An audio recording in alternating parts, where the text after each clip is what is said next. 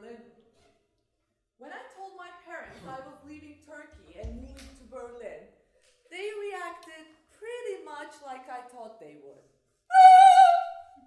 So, why did I tell them? Well, because I tell them everything I do. Because I'm basically bourgeois. And why did I move to Berlin? Because I needed to reconnect with history. I needed to find some ghosts. I needed to go someplace so haunted that there's no space to hide away the haunts. So, back to the basics, I said to myself. Back to the bone. Back in point of fact, to Berlin. I don't know about you, but for me, the way I remember is usually a way of forgetting. Memory easily becomes memorial. A blank stone marker denoting event. A tombstone under which the bodies are buried out of sight. Under which the warning voice of what happened is silenced. Today, that is going to change.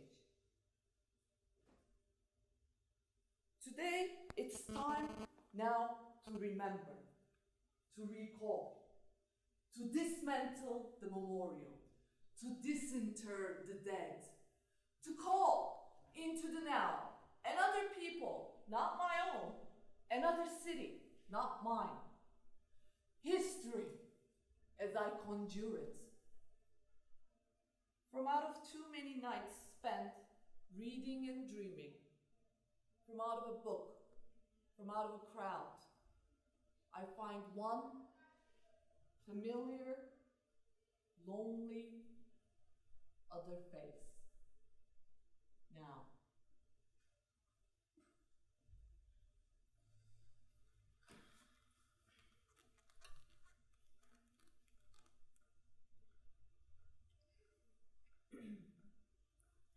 Capitalism is a system of... Okay, let me try it again. Capitalism is a system of... Digestion. A digestive system. We drank too much. Again. You hold your liquor, Annabelle. I admire that, but did you know that candlelight aids digestive processes? Of course I knew that. And the fennel and grape skins help to see in the dark. But wine makes your gums shrivel premature. Ew! I think I'm going to vomit. The advantages of opium. Midnight! Happy New Year! Happy New Year! My friend. Oh my god. Oh, okay, that's enough. Happy New Year! Happy New Year, guys. Oh, what? All of you, look at your faces.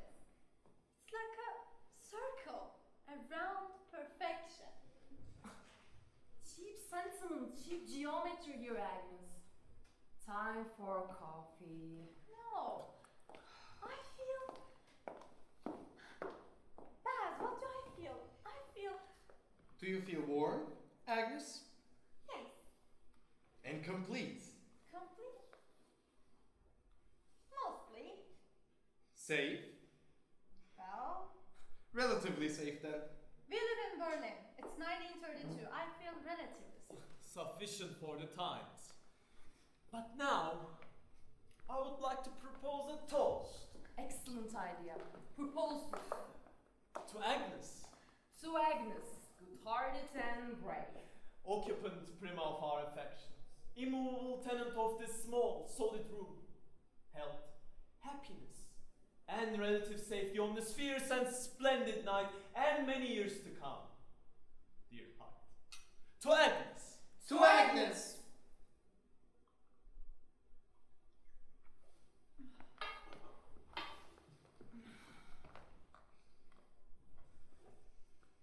And in the silence, an angel passed over. Now, what to do to start the new year properly? Oh, you were going to vomit. Yes, but I actually have a better idea right now. Let's make up a story. What kind of a story? Well, one we composed together, of course. A story about... something. A story about a cold night. It's about a call night. Good. I begin. Please, Paulinka, this is Agnes's party and Agnes's apartment. Agnes should begin. Please begin, Agnes. Okay, let's see. There was a winter once in Berlin, when a terrible wind, cold as death, chased people through streets, blew ice into their bones, and killed them. Well, there was one man who had to walk to work late every evening. Because he was a night watchman. And he said to himself, this wind is murder. And he decided to spend his last hard-earned penny on a thick woolen coat, an extra long scarf. Then the nightman could blow all it liked. He would be warm and safe. Our humanity, he said to himself, is defined through a struggle to overcome nature. So, he did buy those things And he wore them at night on his way to work. And the wind saw what he was up to. And it grew very angry and sharp. And it blew all the harder. And in seconds flat, the man felt so cold, he might as well have been naked. Score 1 for nature. 1 for nature. And he knew his plan had failed, and the wind was killing him. So with blue and frozen lips, he prayed to God above to save him from the wind. But of course God did not, and he caught a severe influenza. And as he lay on his deathbed, he thought he heard the wind whistle. Just you wait. His new scarf and coat hang from a peg on the wall. He could feel that his life was slipping away. He said to himself, I wonder what's next. And as he died, he could hear the wind calling, just you wait.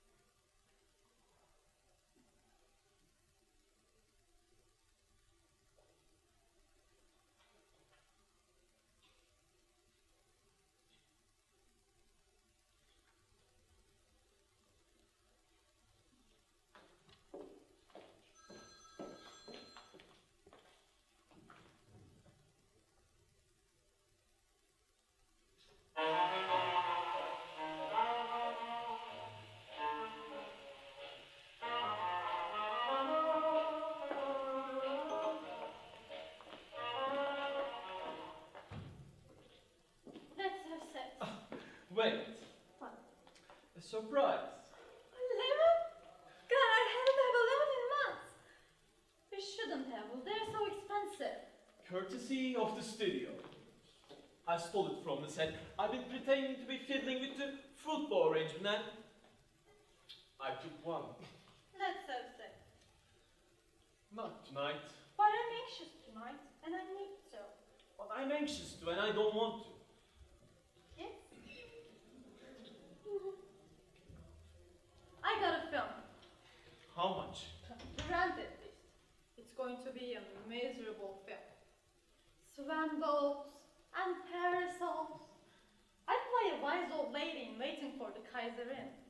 Jolly Twinkles. Wanna see a Jolly Twinkle? Today on the set, they were complaining about lack of good ideas for the new films. I suggested that we can make a film about men from Mars. They involve pus produced by body infections. They have runny nose and eyes. The director says no. Germans don't want to see films about those disgusting creatures. They want to see films about Germans. Then I said, Herr Director, you simply do not understand the principle of metaphor. You shouldn't tease them. Germans are sensitive. Not sensitive, insane, and never joking. Present company accepted. I hate all Germans. Marx was a German. No, Marx was a Jew, with a London address, and a soul of a Hungarian. I should never have left Hungary. They threw you out. I should never have left Russia. If you wanted to stay in Russia, you shouldn't have read Trotsky. Read Trotsky? Hell, I knew Trotsky. Goddamn Trotsky. In Russia, we were making great films. But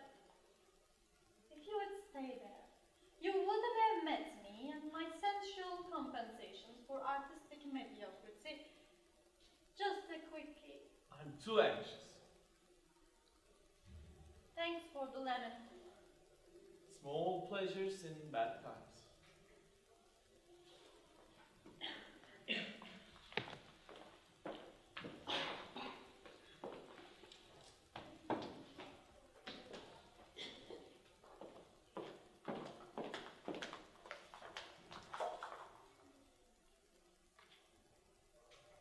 His name is Dr. Blue. He's a Jew with a big belly and bushy eyebrows. He has a red leather couch and a little picture of Freud framed in gold. I lie back and I pretend I'm in Vienna. Sounds romantic. It is unspeakably erotic. He has hair, dark hair, on the back of his hands, on his knuckles, like a wolf. What does he say about opium? He doesn't know about that yet. But I thought that was the point. The opium. No, not the point. This is psychoanalysis, nothing so vulgar as that. The opium is mine. None of his business, really. Or yours. Then why bother? Because I am unhappy. Because I have to do something with all this money they pay me. Psychoanalysis makes more sense than communism. At least, I don't have to pretend to read thick books with greasy pages. At least, I don't have to call sweaty people I don't like Conga. At least, I belong on a couch. You don't have a political bone in your body. I do so. Apparently. Apparently I do. You didn't used to. I've changed. You're not a communist. Not yet, but I went to the studio and I was walking through the streets and I stopped and I looked in the window, you know, the red posters, flags, and I felt my lungs go all tight and I think, okay, and I went in and I said, hello, I'm Agnes Egling and I want to join the party. Just like that. Bang. Well, I've been thinking of doing it for a couple of months, but basically bang, yes. I told them I was an actress and they asked me to do a skit You will make a fool of yourself. for the transport workers strike rally. Well, not for the main rally, but for sort of a side rally. People throw things at strike rallies. This is a phase. You will recover. Even I was a communist once. Impossible. Oh, yes. Full party membership. It lasted about 2 weeks. The communists make the best films, so I thought I would sign up and then after the revolution, I would get all the good parts. But what if the Nazis made the best films? Nazis, their films are all about mountain climbing. What if they did? Pig! Pig yourself! Paulinka! I know, I disappoint you. Well, I disappoint myself. But what can I do? I do what I can. Nothing compared to the martyrdom of Red Agnes. Thespian for the revolution. Last night, I went to the studio. A man was giving a speech. I don't know who he was, but he said things that here is where the capitalism will take its final stand. Here in Germany. Not in 20 years or 40, but soon. Today, if we go red, the whole world will follow us. Everything bad and dangerous swept away. Imagine that. How can I stand back from that, Paulinka? I can't imagine. Paulinka, these are the most exciting days of my life.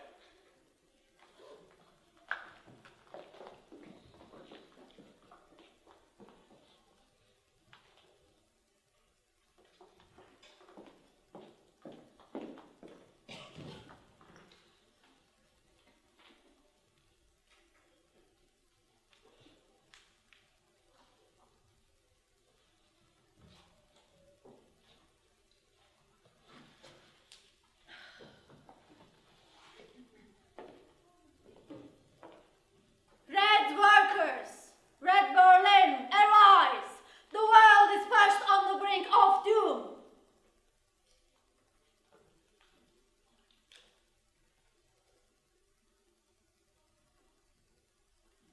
The world is pushed on the brink of a catastrophe.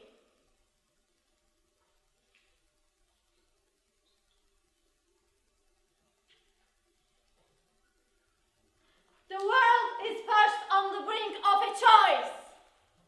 The brink of a choice. Stupid.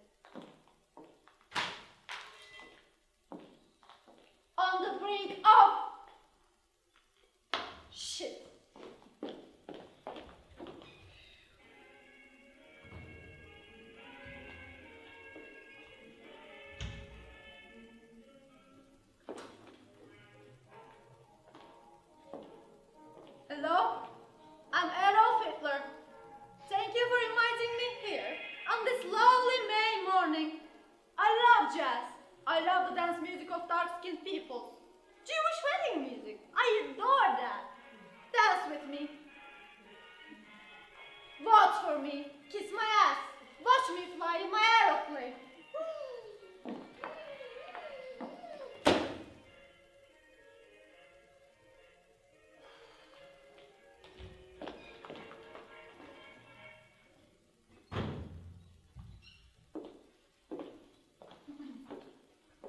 Red workers, Red Berlin, arise!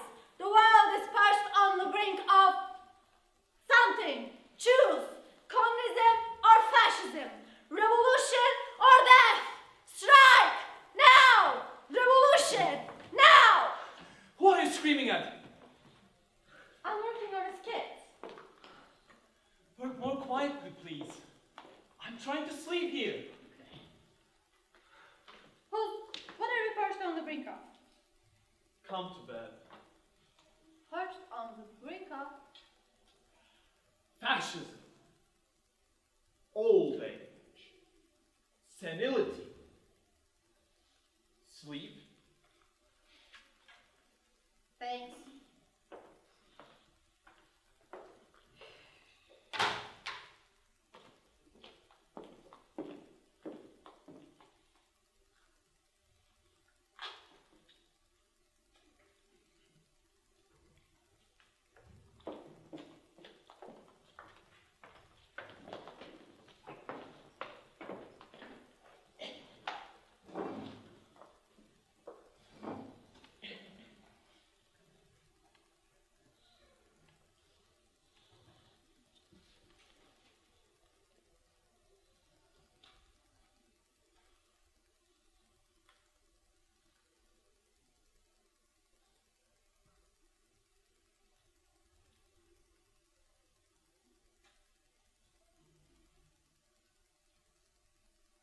I remember the day. A sky so bright that beneath it every thought is drowned, save innocence. Summer, but the sun was a chill apricot light. High up, a dense, brilliant haze, an immense day. War was declared. Which war? I don't remember. We were corsets then, rigid with the tusks of the whales. They pinched enough on bruises and blood. But that was a wonderful time.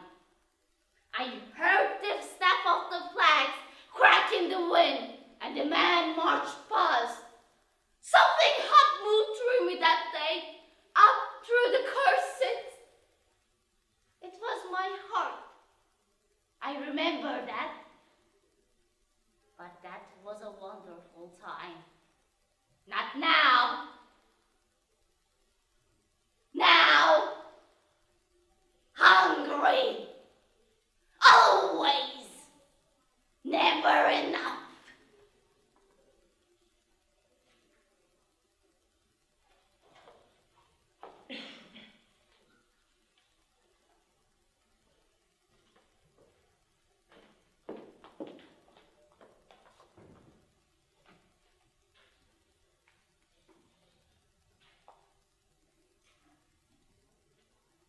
Guess where we've been? Where? At a Nazi rally. You didn't. In wedding. Red wedding, I think you people call it now. Now it looks more like Nazi wedding. You went inside? Oh, we stayed for practically the entire event. You must have an intimate knowledge of the enemy after all. He's apparently done this before, and he thought I should see it happening firsthand. See what's happening. The floodgates breaking open, the sewers backing up. Tell her what you saw. A year ago, I designed a series of posters for the party office in Berlin. Which the Nazis blew up last month. It's been revealed. Oh, they'll blow it up again, honey. Tonight, I recognized at least 10 comrades whose faces used to decorate KPD functions.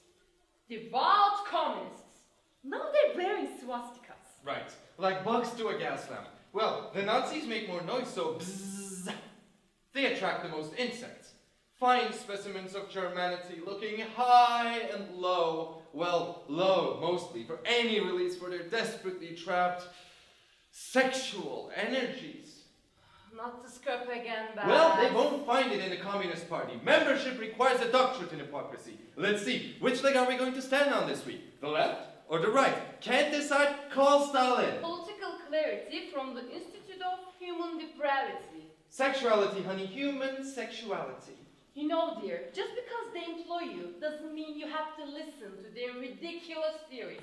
If sexual frustration was the cause, everyone will be a fascist. Glib reductionist much? Sex maniac. He was a socialist until he discovered his penis, and he became an anarchist. Half of those people at that rally tonight think the Nazis are socialists. Half of the Nazis are socialists. This is no party, no ideology, just a shabby collection from all over. A bad collage.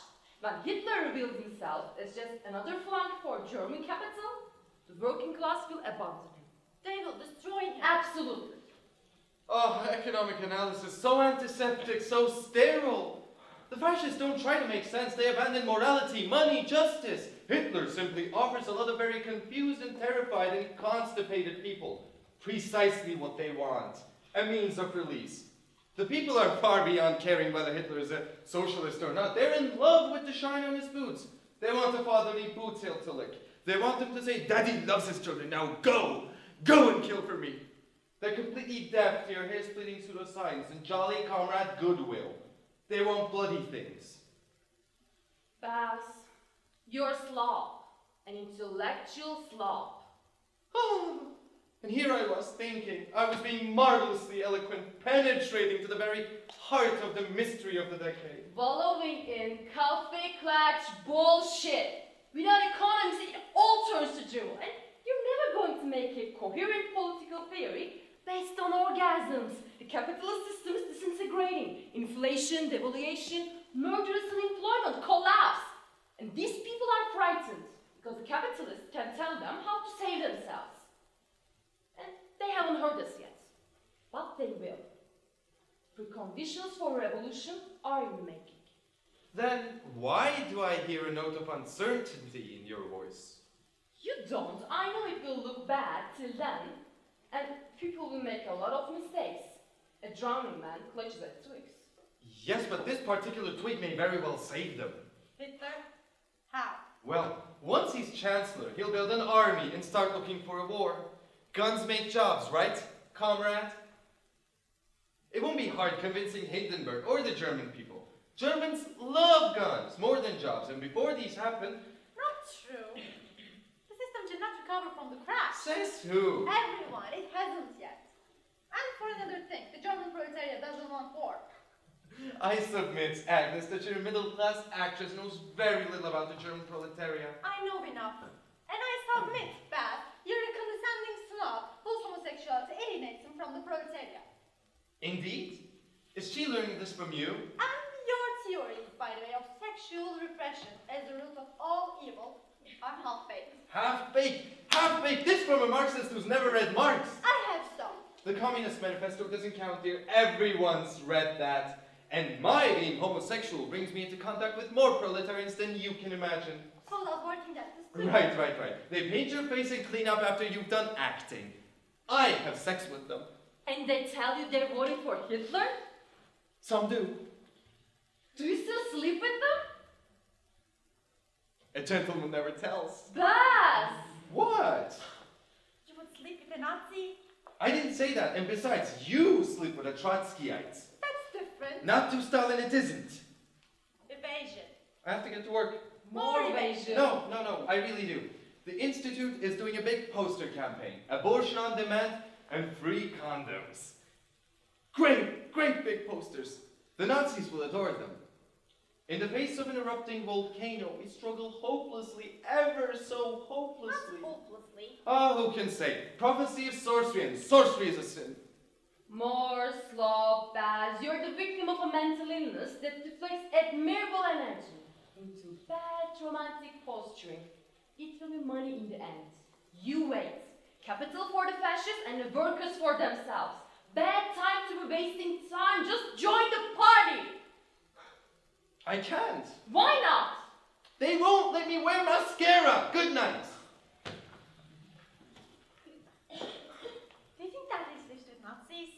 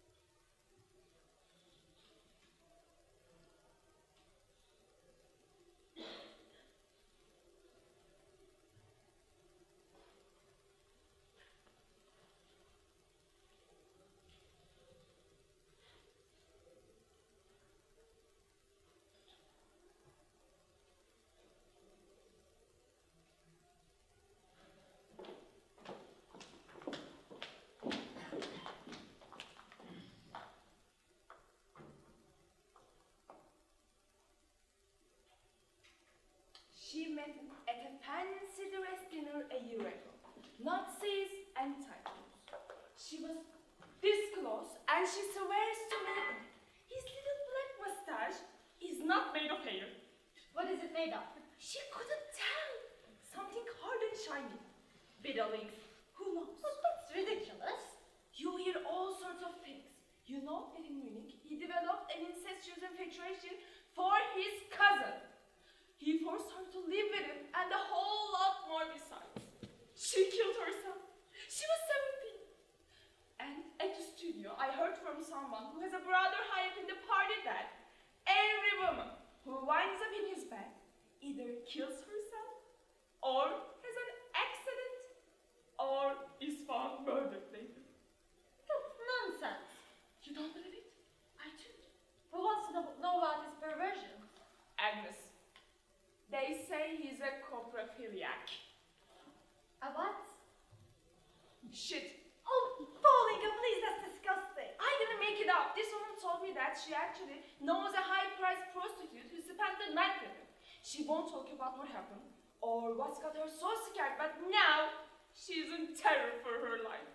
She rarely leaves her flat these days, and she always feels cold. I don't want to hear anymore.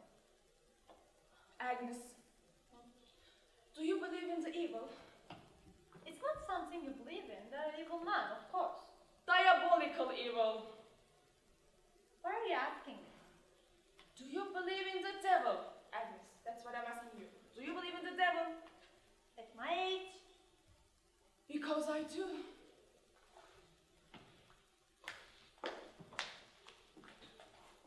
I have seen him. Well, not him exactly. When I had just started acting, I did 2 seasons at the Municipal Theatre of Karlsruhe. Ever been to Karlsruhe? We were doing Faust, Part 1, a play I've always detested. And I was playing Gretchen, a part I've always detested.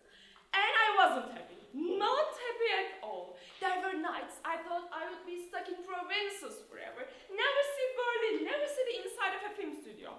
Die, go to hell. And it would be exactly like Karlsruhe. Black nights. You could imagine your whole life gone. You know the scene in the play where the black poodle turns into the devil and offers for us to work? So one night, I was walking home after a performance and a very strange thing happened.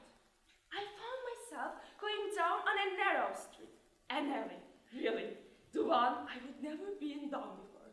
And suddenly, there was this little black poodle sitting on his doorstep, waiting for me, staring at me with those wet, dark dog eyes.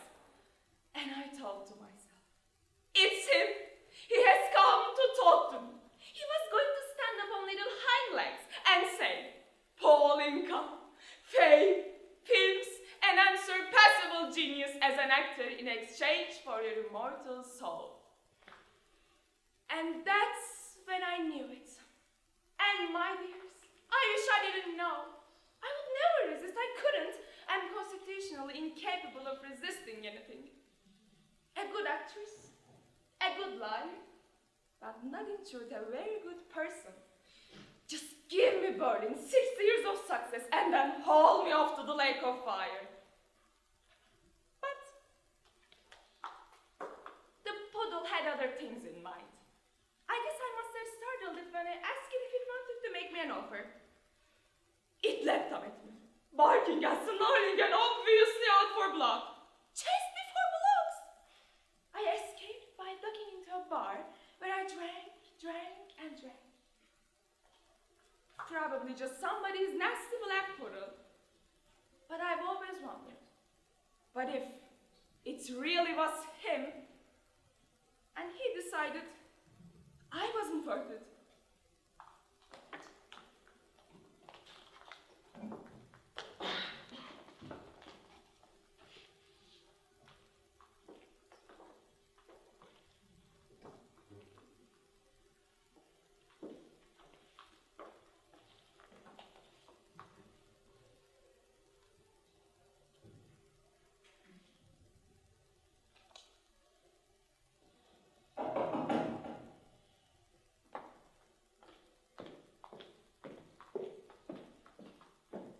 Comrade Egli? Yes?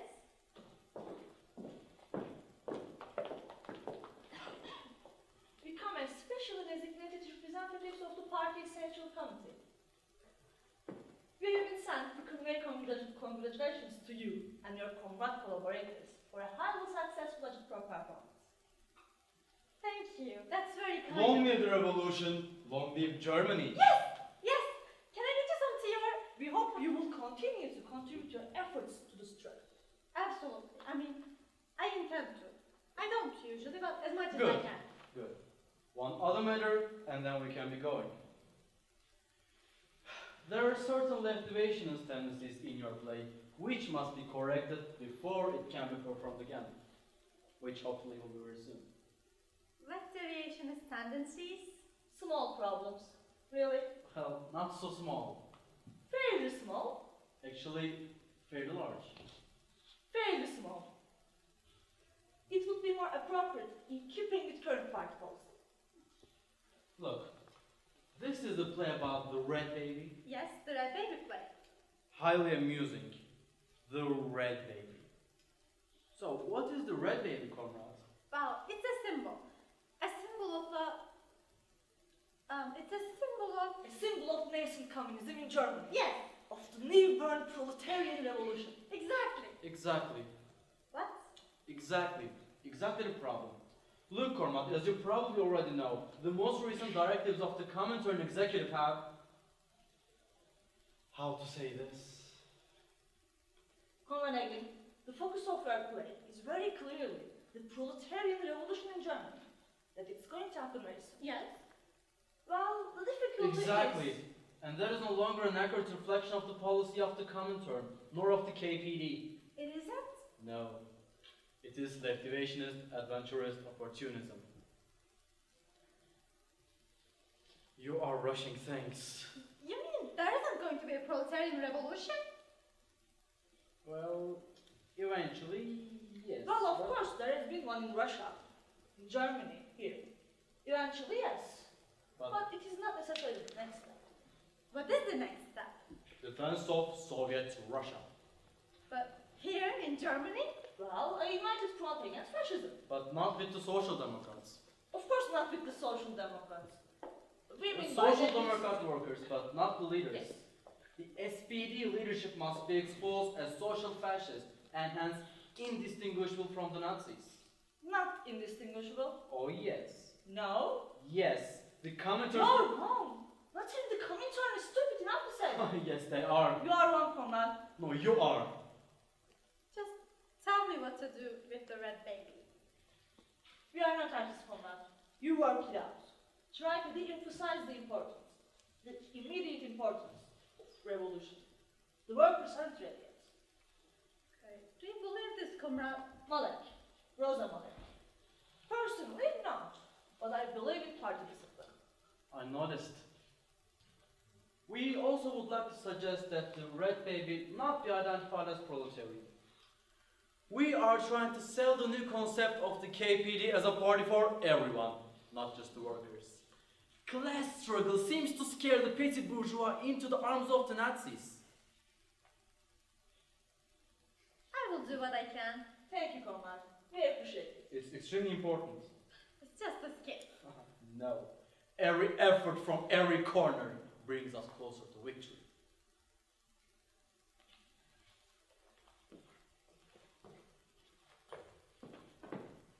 You know, Conrad, your play gave me nightmares. It did?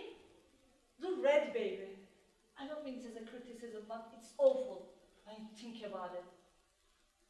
A red baby. Imagine a real red baby. Wouldn't that be horrible? Like someone had painted it or boiled it or something. What was the dream? I can't remember. There were several, you know. It smiled a lot. Maybe it grew. All I know, it was a nightmare because I woke up all tangled in the sheets.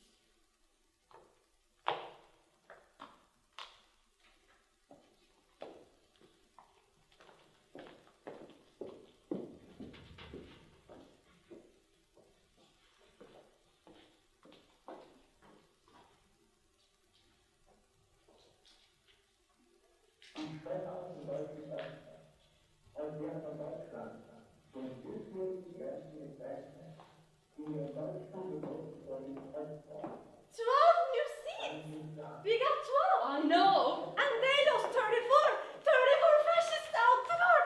We won! We are going to win! And I actually feel like I helped! My father had a little speech.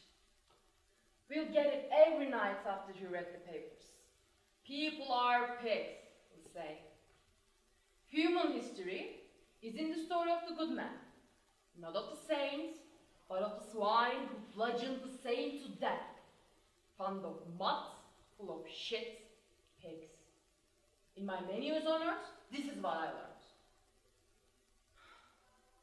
Every night, while he ate his onions, word for word, he couldn't let go of it, that contempt or despair, or whatever the hell it was. People are pigs. And last week, when I talked to Nazis going to add 34 seats, I found myself saying, people are pigs, like a chant. But then they surprise you. The people, 5 million just come out of their rooms and they vote communist, which is not easy for them to do. 5 million people. Ah, tonight we swallow our differences. Fire, Annabella, in the street, in our throats, in the sky, red fire. The ground is shaking. Fire! I have felt this before. The messages are on the move.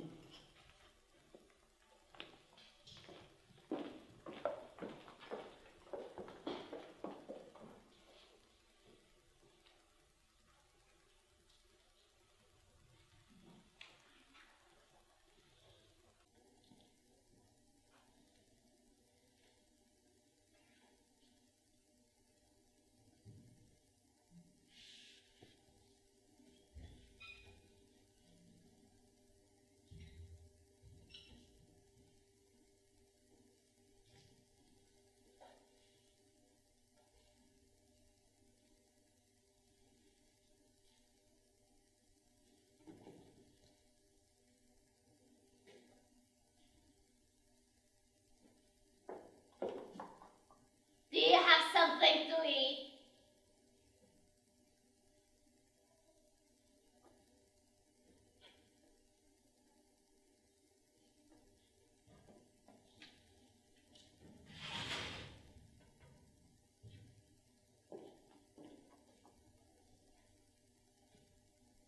Something softer. Cheese? Do you live here? In this building? There's an iron stairs outside the window. The fire escape? Do you have something to eat? The price of things is unbearable.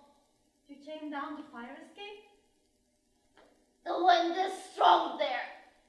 I press up against the bricks. My gown whips the railing, my cheeks burn. Bread if you don't have cheese. The water pipes. Sounds like knocking. Little pennyman, let him in. I think I have some rope.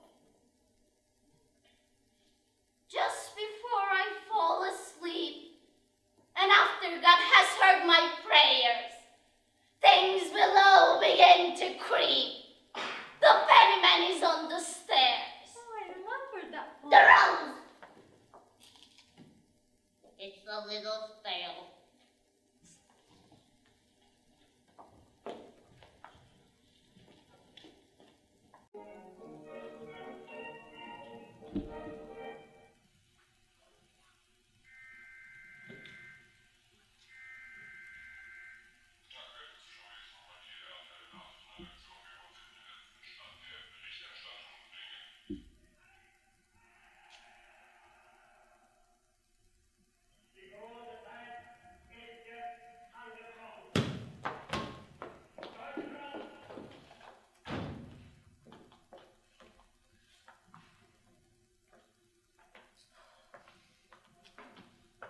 Now, let's have sex.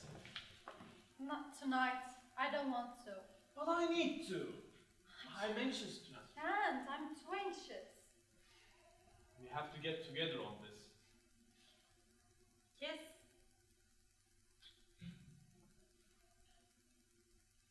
Did you enjoy that? Not particularly. No. They say he will be the chancellor. Hindenburg is very old. There will be uprisings. His government will be short-lived. For 1,000 years. Nothing ever lasts that long. Lately, I feel like I'm in a film. All the time. I see all these events already happening in films. Not just Hitler, but us. No sex, eating, and crying.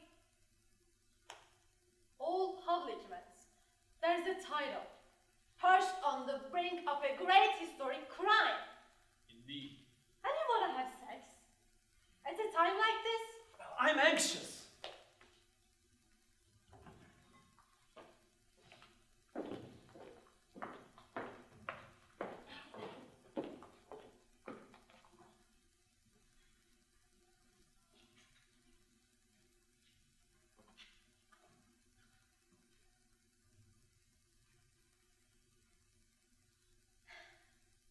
I can see myself living here, through a hurricane, or even a fire.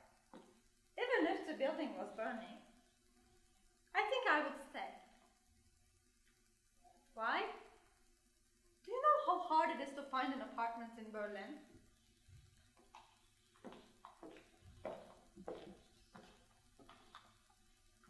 I feel at home. My friends like it here, better than their own apartments. I'm not a fool. I know that what's coming will be bad.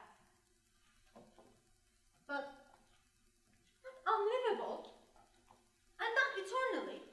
And when it's over, I will have climbed to the least last thing, which is to say my lease.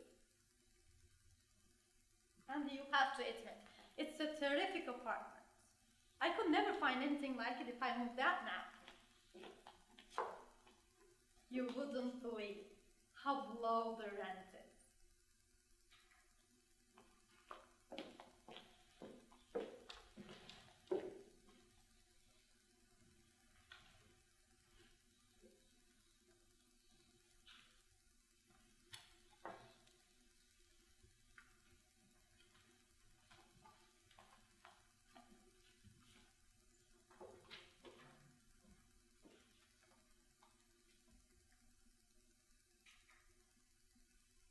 I see no reason to be ashamed. In the face of genuine hopelessness, one has no choice but to gracefully surrender reason to the angelic hosts of the irrational. They alone bring solace and comfort, for which we say in times of distress, Hosanna in who needs signs. But then you're saying it's all right to admit defeat. Well, Agnes, when one is defeated... But see, that's just the problem. How do we know? What if we lie down and give up just at the moment when... When what? When the whole terrible thing could somehow have been reversed. Do you really think it can? I mean, the farmers say if we could grow wheat in the winter, then we wouldn't be so hungry, but does it matter to the groundhog or the frost? No. So the farmers wait till spring. What we need is a meteorology of human history, in a way. I mean, does it matter if we know why it rains? No, it just rains. We get wet or not. Life is miserable or not. The sun shines or it doesn't shine. We can explain these things scientifically, meteorologically, and yes, we can applaud the elegance of your explanation, but it won't change the weather, Agnes, or that telling feeling of being overwhelmed, because on this planet one is overwhelmed. Gosling would call this the fetus crap. Gotchling. Gotchling is out at this very moment nailing posters to telephone poles. But you and we're... I remember, once I was out all day in the rain, and the sky was dark from morning on. But just before the night, the rain stopped. And between dark sky and the ground, there was a small open space, a thin band of day that stretched across the rim of the world. As I watched, night came, and the ground, the sky, closed shut. I am overwhelmed. I feel no connection, no kinship with most of the people I see. I watch them in the underground come and go, and I think, are you a murderer? Are you? There are so many people. Yesterday, I was on my way to buy oranges. I eat them constantly in the winter, even though they cost so much, you know? Because they prevent colds. On my way to the grocer's, I passed a crowd in front of an office building. I asked them what was going on, and they showed me that a man had jumped from the highest floor and was dead. They had covered the man with tar paper, but his feet were sticking out at angles that just looked so wrong. There was a pink pool of red blood mixed with the white snow, and I couldn't take it. I just left. At the grocer's, I felt guilty and embarrassed buying these fat oranges for myself, just mere moments after this man had died. I mean, I knew why he had jumped. I could see him up there opening the window. The cold air, Agnes. On my way back home, I reimagined the whole thing over and over and over in my head. Now, the dead man was sitting up in the snow, and the tar paper covered his feet. As I passed by, I gave him one of my oranges, and he took it. He held on to it as though holding it could give him back some of the warmth he'd lost. All day, when I closed my eyes, I could see him that way, sitting up in the snow, holding the orange, and comforted. Still dead, though. Still bloody, but comforted. I'm not very scientific, but I really believed once that oranges prevented colds because they store up the hot sunlight in the tropical places they grow, and the heat gets released when you eat one. I consider that a perfectly scientific explanation, Agnes, and probably correct. These are cold days not to be believed.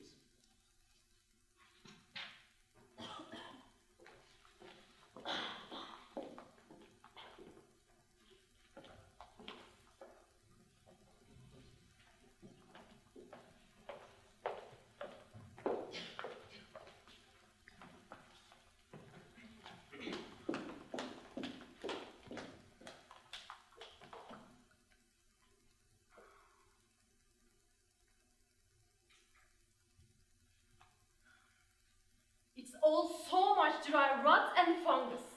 The times are what will make them. And we will make them unlivable. Touche. Okay guys, things may get tough for a bit. A bit. More than a bit. A very long time. To be replaced by something that looks like progress but will turn out to be worse than what is replaced. Who's where are you going? To piss out the window. I once said to Rolla Jaspers that if you didn't fill your films with such hateful, stupid people, the world wouldn't look so bad to you. And he said, I fill my films with kind of hateful, stupid people the world is full of. Look around you. And at that precise moment, everyone in the vicinity was remarkably hateful and stupid, and I had to concede the point. Depressing memory. Opium is the perfect drug for people who want to remain articulate while being completely trivial. Well, I'm off. It's been a lovely week. Happy eternity and give my best to the corpse. Baz, you shouldn't go out. I know, but the tea gardens, my dear. The night is calling. They are celebrating. Well, I want to celebrate too. The end of a very long and painful struggle. Never knew it'd be such a relief. Sometimes I just strike you, and all of you, this elegant despair.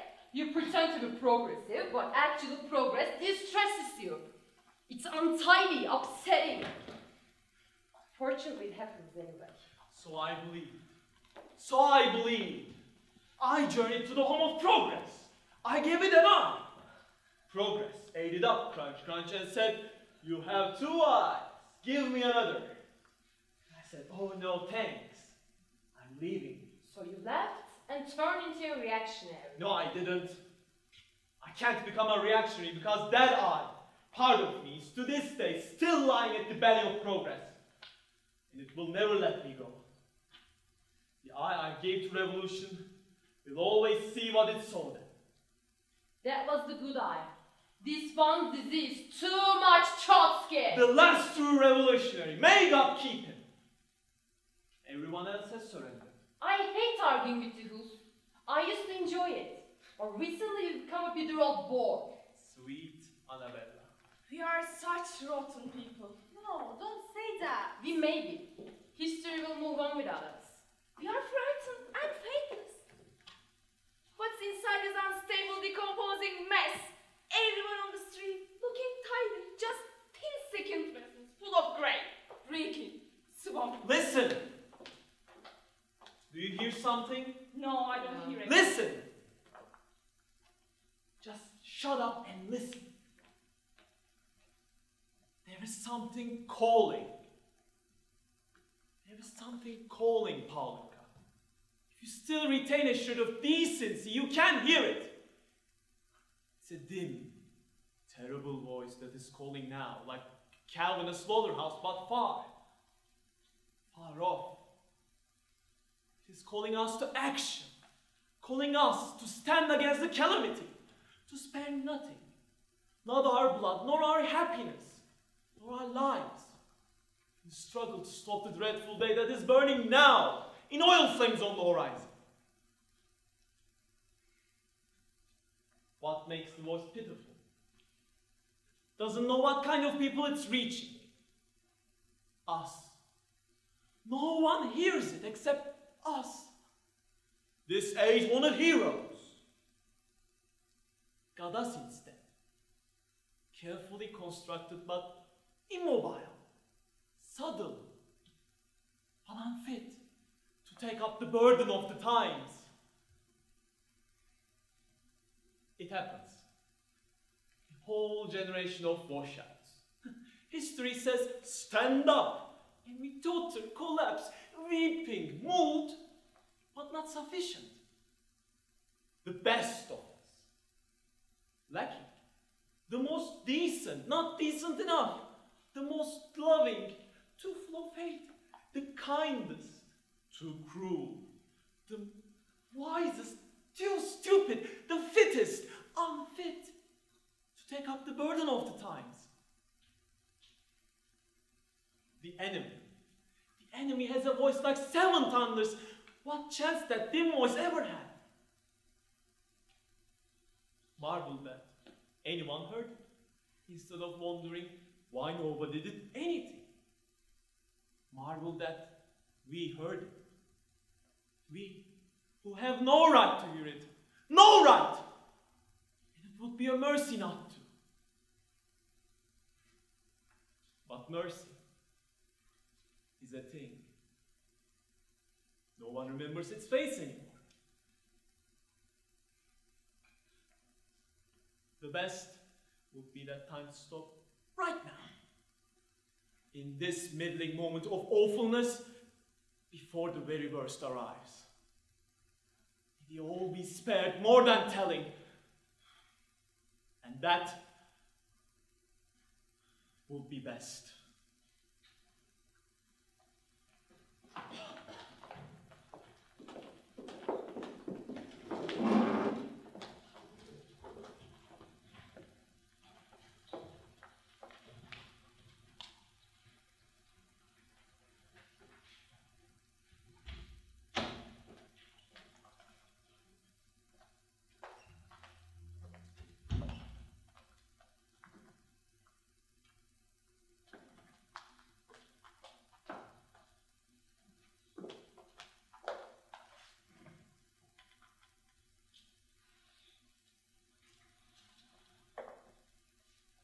A year ago, we were better people. It's evil what's happening. Maybe you were right, Polika. I doubt it. Right about what? The devil. What? I don't like loose talk about that, especially late at night. You're joking. No one really believes Wanna in the meet devil. him? Sure, why not? You know him? Not well, but he'll come if I call. Oh, you have impressive connections, Hus. My family comes from High Carpathians, a wild barren mountain. Goatherds, mean, tough people. In the 14th century, nearly everyone in the village was butchered, put to the axe for engaging in intimate congress with the devil himself. Since then, every Magyar born on the mountains has a special understanding with him. He'll come, but should I? I already said yes. Paulika? Of course, I thought I would have to wait till I died. Then you two need to cover your left eye with your left hand. This is silly. Quiet, I Begüm. don't like it. Please, Agnes. Just cover. Please, cover up, everyone. We are going to summon the devil. Please. Cover up. Left eye with left hand. Thank you. Music ready? Music? Good. Okay. Lights ready? Let us see. Then, devil. Ready. Then, lights, camera, action.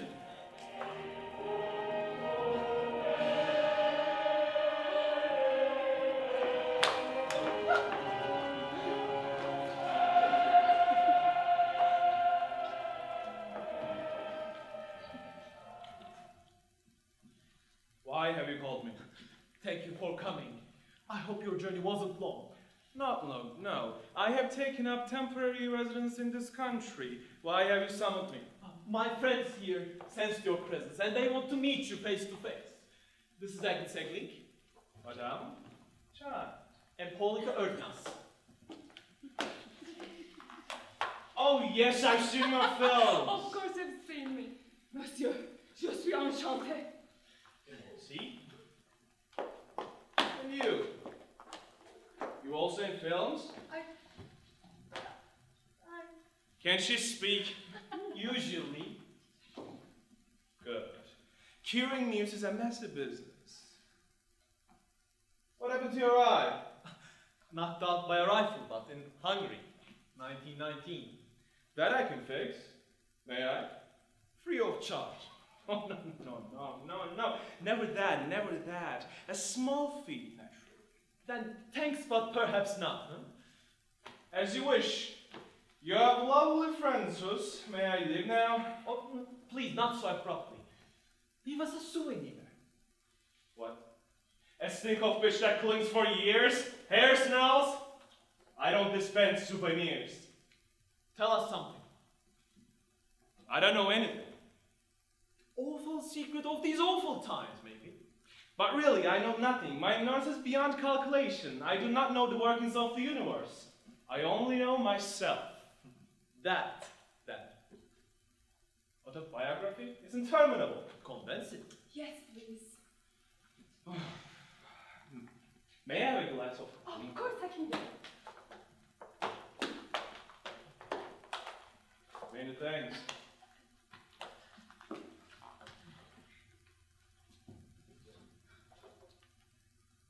In brief,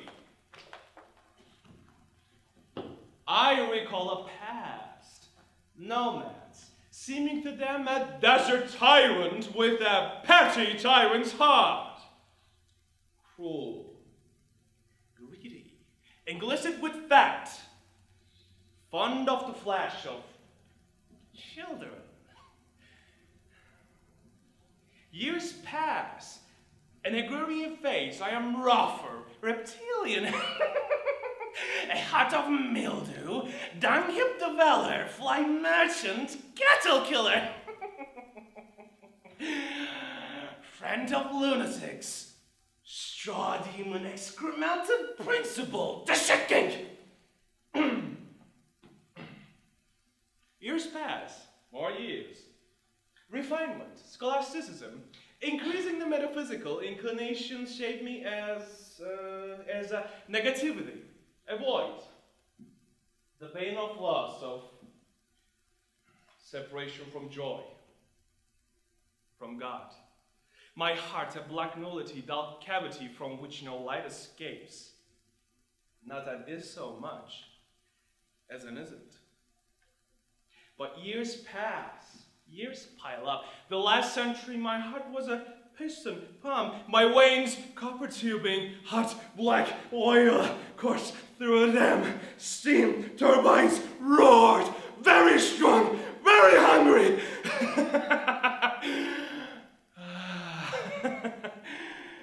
Flash of children and much, much more. Heady days, the best in eons. Even that grows old. Even yet, years hurtle by.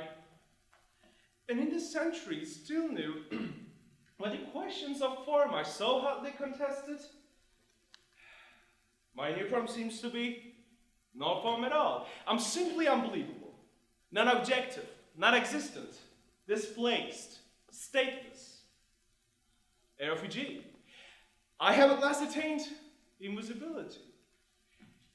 It's not the danger that you see that's the danger. I become increasingly diffuse like a powder gas taken to air. Not less potent, but more. Spreading myself around. Excuse me. This is fascinating. Did you not think that you might be the possibility of the narrative conflicts? Because Dr. Phillips says No. that. My objection of investigation is complete. I keep my wickedness in pristine condition. It is never touched. I gave birth to myself. This isn't meant as an insult, but isn't that a little grandiose? Grandiose. Oh, that's good. Oh, my dear woman, you cannot possibly begin to imagine how grand the scope of what's ahead. I sense great possibilities in the modern world. The depths have not been plumbed. Yet. I haven't taught so much in years. And you really are the devil.